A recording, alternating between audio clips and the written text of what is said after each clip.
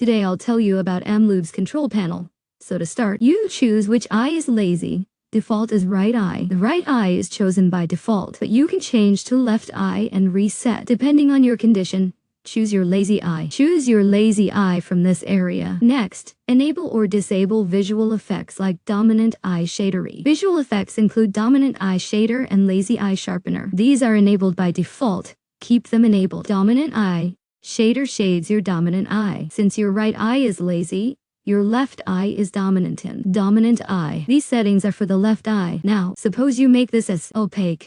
As shown on screen, your left eye, which is the dominant eye, cannot see anything. If you reset everything, you see somewhat, but not totally opaque. To start, you should try making it completely opaque, which is similar to patching. If that doesn't help, as many people cannot see much with their lazy eye, you can decrease the opacity so you can see through your dominant eye. You can tweak these settings. You can increase the blur or contrast of the dominant eye to ensure the screen is not very visible. The basic idea is that by using dominant in eye shader settings, you decrease the dominant eye's view so your lazy eye. Your brain prefers the dominant eye, so it's used more. Now, let's go to the lazy eye shader settings to enable it. Enable the lazy eye sharpener to see the changes on screen. The lazy eye sharpener is enabled.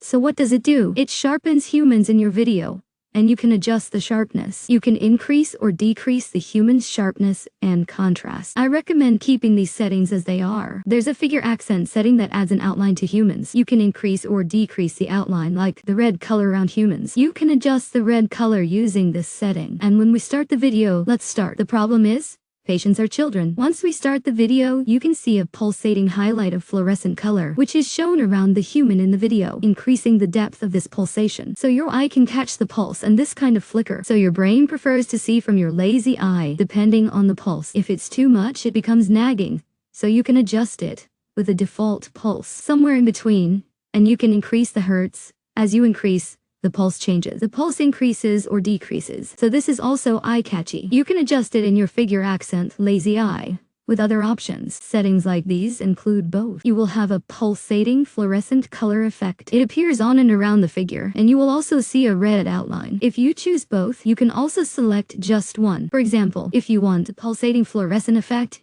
you can set it like this, or use the outline. You can also choose none for no effect. In that case, if you use no effect, you will only have sharpness on the human figure, and you can increase or decrease contrast as shown here. By default, no changes are needed here. Keeping the default is okay. Next, we will see the focus point. As shown on the screen, there is a magenta focus point. This magenta point is shown on your lazy eye.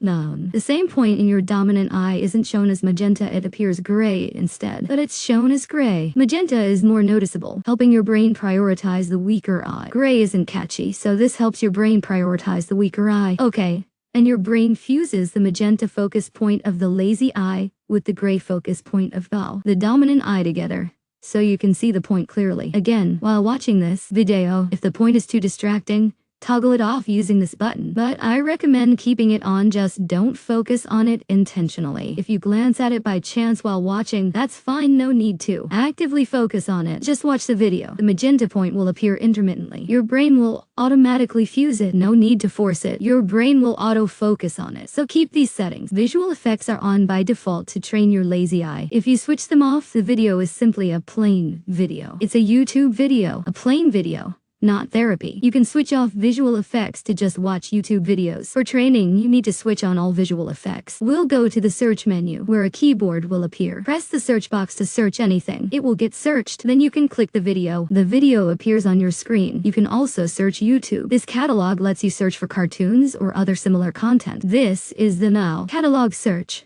a pre-built library for kids to watch cartoons here. Use this reset button to restore all settings. Note that when resetting, the default lazy eye reverts to the right. Ensure that if your lazy eye is the right, then it is correct. Otherwise, you must select your appropriate lazy eye. If your lazy eye is the left eye, change it to left. This is very important. These settings determine how the visual effects will be applied. Other controls include video seeking, just like on YouTube. You can navigate the video timeline as you prefer, and increase the volume. You can also decrease the volume. That covers the control panel. Have a great day. If you have questions, visit www.amblyotube.com. Thank you.